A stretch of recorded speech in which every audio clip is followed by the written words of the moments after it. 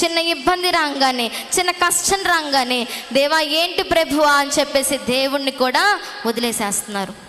కానీ ఈమె అలా చేయలేదండి. దేవుని పైన ఆధారపడింది.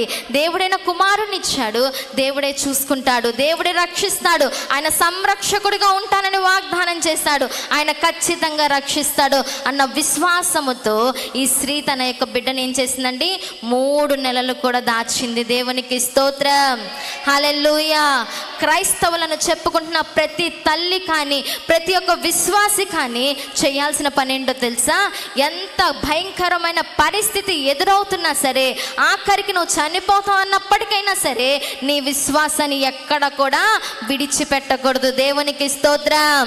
ఈ పరిస్థితి గుండా నేను వెళ్తున్నానంటే, ఈ పరిస్థితి తర్వాత ఈ యొక్క ఖచ్చితంగా గొప్ప అవకాశం, గొప్ప ఆశీర్వాదం, గొప్ప కార్యము నా దేవుడు చేస్తాడు, నా దేవుడు నిలబెడతాడు అన్న ఆలోచన నువ్వు ఖచ్చితంగా కలిగి ఉండాలి. ప్రతి విశ్వాసి కూడా, ప్రతి తల్లి కూడా, ప్రతి ఒక్కరు కూడా చేయాల్సిన పని అదే. విశ్వాసంలో ఎప్పుడు కూడా తప్పిపోయే వారిగా ఉండకూడదు.